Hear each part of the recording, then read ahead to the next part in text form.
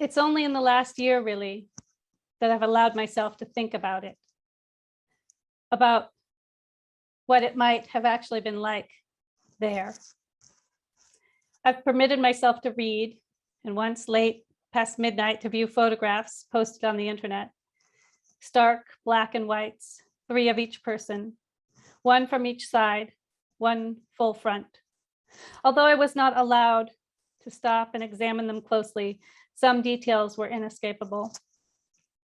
A woman's wiry hair matted into a halo around her head, as though she'd just been used to mop the floor.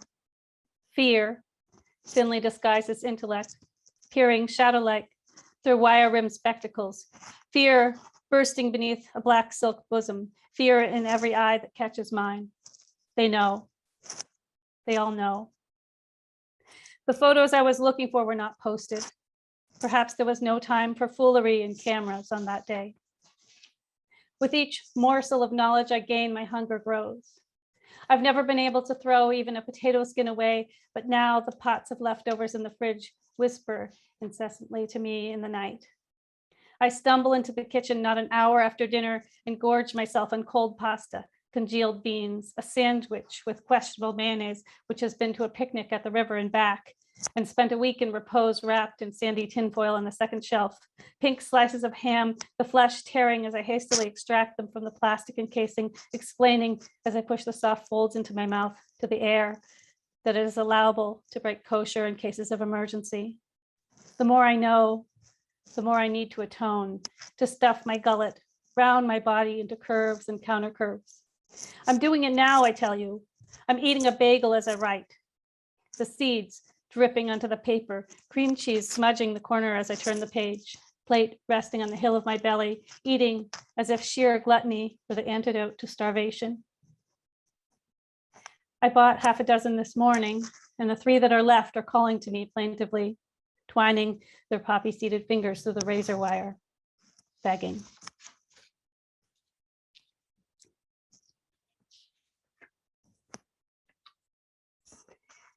Mother. In an old row house in Queens, a house built to look like all the other houses, a flowering bush in the front, a cherry tree leaning over the garage at the back of the driveway, shoved under the stairs or into a dark corner of the basement, anywhere that will be out of sight, anywhere that will keep the ghosts murmuring quietly to themselves and leave the living to go on living, lies a gray canvas suitcase with a silver metal handle and a wide metal zipper that sticks around the corners. It is filled with letters, neatly penned, words waltzing across the page in elegant loops and dips that belie their content. The years are 1939, 1940, 1941, 1942. They're almost all in German. Anna, one of the few writing in English, types her communications in a hurried, though not careless manner. She has no correction tape. She strikes over the mistyped letters and goes on, unable to stop the pouring out of words once she has begun. Forgive me, she types. She's sitting at a strange desk in a strange city, writing in a language that is not her own. Everything she writes will be read by strangers before it is allowed to be sent. The fog creeps in through the cracks around the edges of the windows, winds itself through the keys, dragging them down. She feels as old and heavy as the metal before her. Her fingers slip. She backspaces and retypes. Forgive me for telling you this when you have just lost your own parents. She forces the keys down, each letter leaving a furrow in the onion skin paper. But you are my best friend, she types. Shall always be my best friend. She beats the words into the keys, splatters them out onto the clean white page. If I didn't tell you, I don't know who I would tell. It's easier this way. Her body doesn't have to understand yet when her hand is not forming the words. There's no chance of an accidentally stained finger, which will remind her throughout the day of what she has just said. There's nothing here. Nothing but the clack, clack on the walls of the empty room. Nothing but a machine churning out clumsy, disconnected words. Joan and I actually need to get to work on that suitcase. Suitcase full of letters.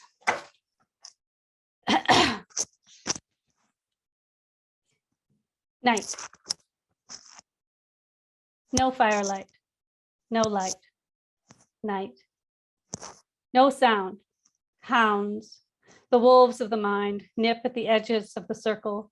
They draw closer to the darkness, flatten their bellies into the dirt, pray to the god of night, of darkness, of nothing, pray to a wooden board, pray to the moon to stay away, pray to the god of dogs, the god of bayonets, the god of safe crossings, the god laughing, the god of mustaches, pray to the night. They do not know yet. They pray for darkness and potatoes. They pray for the night. And always the river flows on and away, silver with jealousy.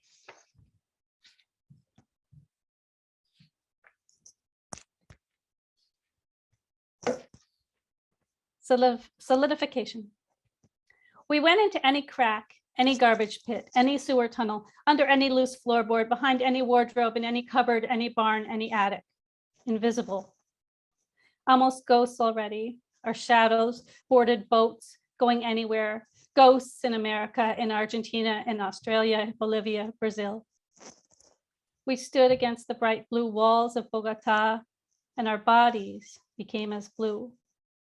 The Colombians walked past without looking. In America, we let our daughters be molested by rock and roll. We said, she doesn't even know. Better she never knows.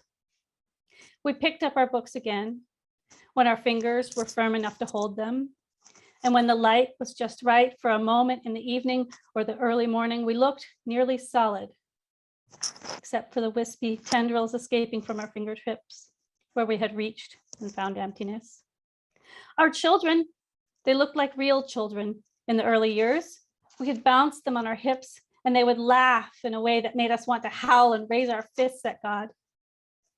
But we turned and faced the wall and counted to 1,000 because howling would only make a fuss and the neighbors might hear. The neighbors might wonder. The neighbors might get on the phone with God and report the insubordination. When we had finished counting, we went outside and cleared some of the brush from the yard, made a quiet place to sit by the water. We cooked and fed more than just our own. We taught, wrote poetry, and healed the sick. And everything was peaceful until 6:45 when the clock radio clicked on. Your cousins are killing babies, said Steve Inskeep. They have rockets. They're shelling the houses of the innocent. But we said, still groggy, we couldn't shoot a gun even if we wanted to. Our fingers would never be solid enough to pull a trigger. How can we be sending rockets? I'm serious, said Steve Inskeep. Listen. And he played a clip of a mother screaming. I can't listen to this, we said. I have to go to work. But the next morning he was back, insistent. They're still at it. They hit a school today. School? What are you talking about, Steve? We don't burn books. Not ever, you know that. We don't kill babies. My God, haven't we gotten past those stereotypes already? We're ghosts, Steve. We don't make a fuss. We can't even have a conversation with our own God out loud. Yeah, well, said Steve Inskeep. Apparently they have some kind of gelling agent over there. I'm just doing my job, reporting the facts, keeping you updated. 75 more were killed in brutal one-sided attacks today. Don't say I didn't warn you. We stumbled out of bed, pulled on crumpled jeans and mismatched socks, went around the corner for a coffee and a chocolate scone, which didn't do a damn thing to calm the knots in our stomachs. We went to work, came home, went to bed, woke clammy from another nightmare, people running, fire in the dark, blood everywhere. Pulled on the same crumpled jeans and sweaty socks, jammed a shirt over our heads, stumbled woodenly downstairs, groped, bleary-eyed for the telephone.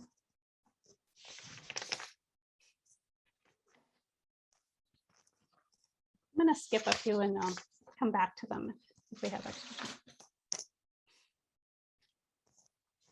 The rapture. It's been more than a year now since we put you in the ground. I think of you when I take the compost out. Last year's pile stands beside the bin. a rich, dark mound of soil. And I wonder how you're doing. It must feel good to let go. Open yourself up to death. Let a piece of your cheek slide onto the smooth beige satin, each crumble a release, in ecstasy, like orgasm. No, like birth. This thing is as big as birth. And the rain must smell so sweet to you in that warm, wet clay. I bet you wish there were no rosewood box at all, no cream-colored cushion. It would have been delicious to feel the fresh dirt on your face, like a joyful shower of rice as you crossed the threshold.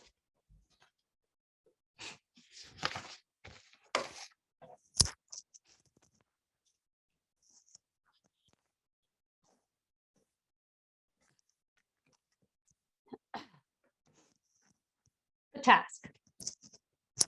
Now all that's left for me to do is work to lift the curse, howl an incantation, chant a sacred verse, a hex upon the bottle, and madness stand your guard. I'll burn your tortured effigy to ashes in the yard. I'll bathe my swollen body in the pale light of the moon, swim the briny ocean to drown the bobbing loon. I'll sing to you of motherhood, sing it loud and shrill. Oh, keep away insanity, keep away you pills, and fire water with your iron-colored will. Step back again. You shall not have your fair share of the kill.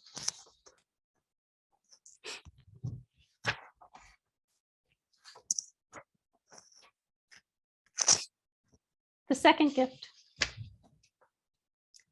One day of light on water, and my blood realigns itself to the rhythm of the sea. Oxygen adheres easily, pulling at platelets with the constant swell and fall, the in and out of elements rolling into compounds. Liquid tumbles head over heels like a puppy, then leaps somersaulting into gaseous form, whistling, rushing from words to wind, sliding over the silhouettes of me and you. Yes, you say, leaning in closely, covering my shadow with yours. And this skin, is it mine or is it yours?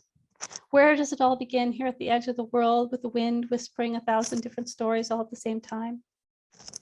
And yes, I reply, pouring myself into pure silica, slicing the earth's crust with the tip of my finger, carving your name into the bones of my primordial ancestors.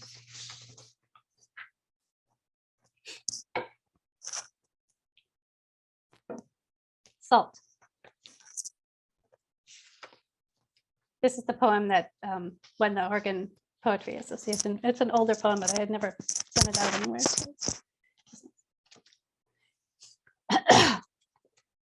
I have a simple longing, one which falls well within the realm of women. A shelf of blue glass, an open kitchen window, sunlight, and a fruit tree beyond, cherry or apple, something that will ruin the lawn with its bounty in the fall.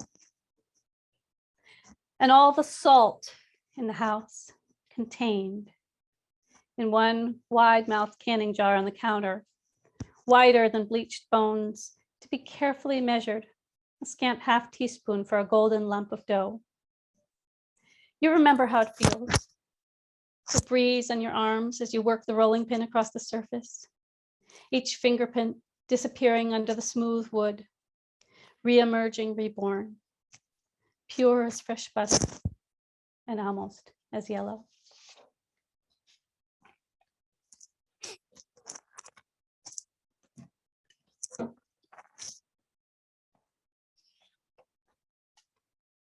Low tide.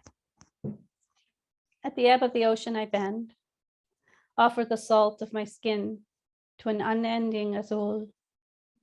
The wind is still. The waters are quiet now. No rush and crash, just the steady pull, a trickle of rivulets draining saturated sand. And your hand drifts beside you like a fish, which cannot reach to dry the clinging drops nor brush the fine white crystals from the edges of my eyes.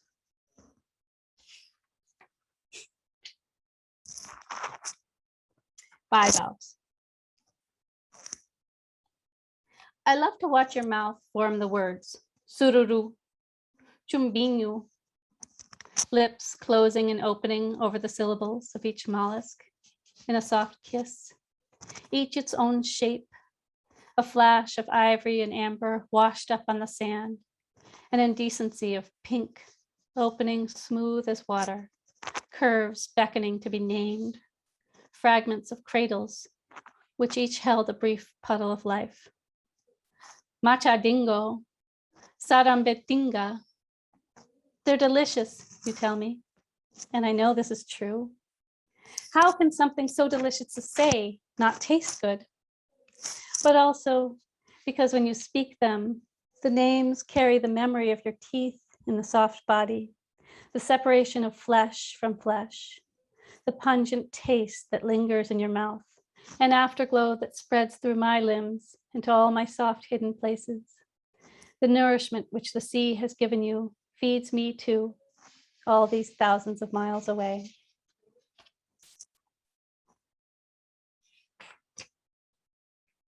Eclipse.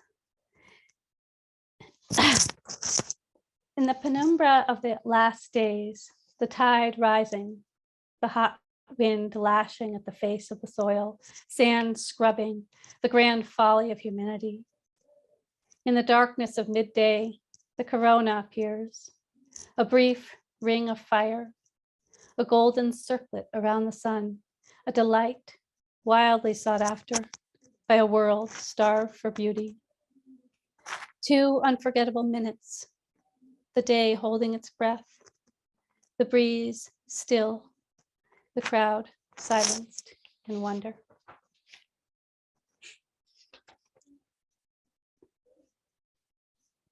Beloved brown eyes. When I want more than anything, the casual weight of your arm on my shoulder in the back of a dirty bar at the end of the night, a sloppy drunken kiss under a fluorescent light with the barmaid already wiping down the tables, wanting to be on her way home now, dawn spreading into the corners of the sky. When I reach for you asleep and grab only the cold corner of the sheet.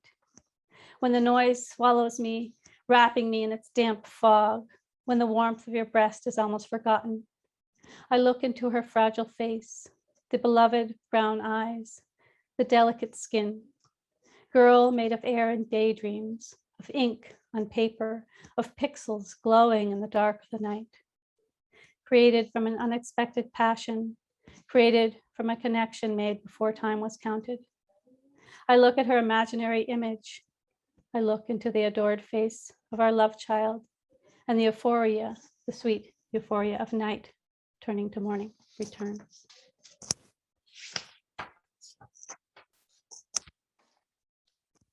Agatha. I know her eyes. They must be yours. And her hair obviously falls in tight ringlets down the curve of her back. But what if they are loose curls, cut short to swing when she turns? Is it black or just dark brown? Chocolate or coffee with cream? What does she dream? How often does she sit at the window doing nothing, wanting what she doesn't know she's missing? Is she happy, even with that hole in her heart? Some days I want to shake you, shout, why are you so afraid of a pair of baby arms around your neck? Don't you have any idea how much it hurts to know this girl wakes and sleeps and wakes again into an emptiness now 7 years long? No paper child with pages printed in pretty ink can fill her place. Don't even try. Every lost day is a dewdrop dried up by the September sun. Go now, today, embrace her. Kiss her face. Only good will come of it.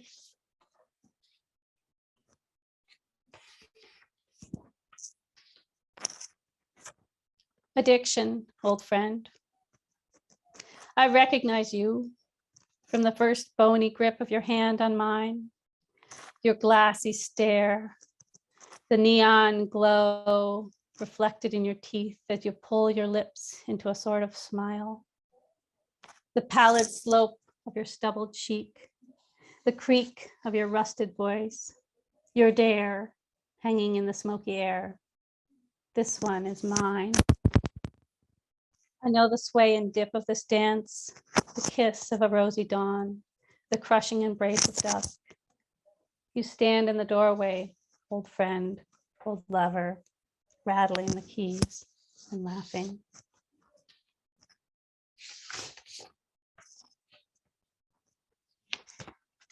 Let's see, how are we doing on time?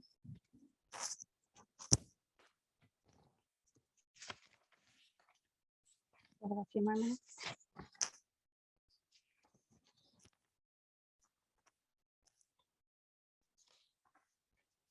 I have walked through fire. The first step scorched and seared like a solar explosion, branding my thin corn husk skin into a crisscross of black hatches. The second step was worse. My hair went up in a flash of yellow flame, flesh charred and stinking. I didn't stop. I moved through the orange to the white hot center that burned my bones, my body to the bones, and there was forged. The hammer hit and hit and hit, shaping my skeleton into a delicate lace lattice of solid steel.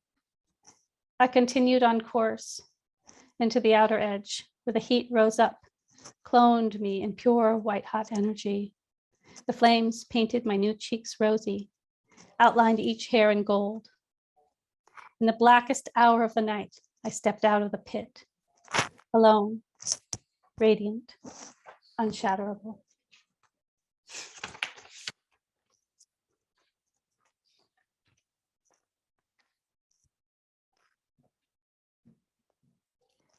The third daughter.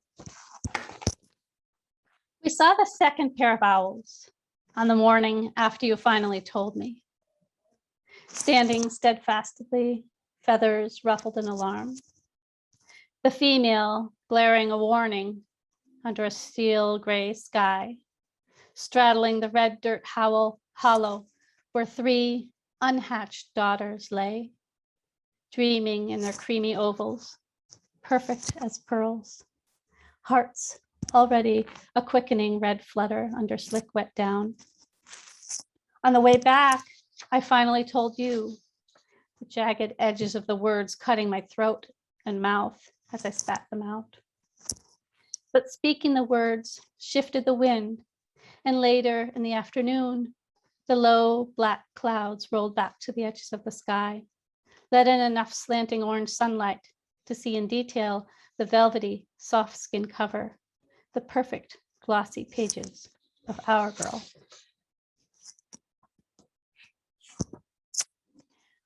What the wind wants. 4 new eggs, nestled on a beige sofa cushion, warm from the hen who snuck in to lay them. A sprout of baby bananas, lavender petals still clinging to their tips. A pile of secret poems saved for an emergency like this. How can anyone stay angry at the bearer of these gifts? But my rage still boils at this thing that controls you, pulls you like a marionette into the dark pit of the night, rolls you in the dirt and then throws you into the corner, strings tangled, paint chipped, limbs unhinged as dawn's rosy fingers tear open the early morning sky. I know I can't control it, or you, or anything. Can't beat the beast back into its lair, can't tame the tornado that howls around me, ripping relentlessly at my tightly clenched fist. My only power is to hum in harmony with the cosmos, the same song your mother has been singing since your first day. Weave a basket of sound around the soft red jewel that lies tucked inside your battered body. Hope that it is enough for you to survive. Hope it is enough to keep you alive. Some days I want to open my hand, let the wind take what it wants from me. Take this aching worry and this fear away, away, blown into the blue unknown. Some days I think I love too strong. Some days I think I love too long. I have just 2 more poems for you right now. I think I have enough time for it. The last call. The 33rd owl sang me to sleep, hooting softly through the round red-brown roof tiles over our heads. Outside the window, the sea stretched away, a constant midnight blue, reflecting the infinite diamond points of the universe. In the ancient rafters, the scratch and rustle of a tamarin baby reaching for the warmth of its mother's belly. A stray cat pushing at the shutter, looking for a way in. Beside me, your breath, even, slow. Everything in its place, everything as it should be.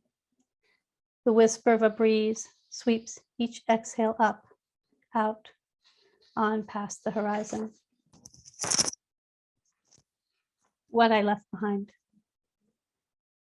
2 white stones, luminous as a wave cresting in moonlight, wedged into the space between the round red roof tiles where the pigeons who perch on the line between the water and sky can warm their toes on the heat left by my fingerprints. A bit of frosted glass worked into a crack in the wall, blue as the chink of sky that spied down on us through the veil of the mosquito net. A triangular brass dish on the kitchen counter, overflowing with colored stones. Red, green, white, and blue, painted Portuguese tiles, concrete bits of construction, windows, walls, medicine vials, lives lived and washed away, rounded by the never-ending movement of the sea. Thank you.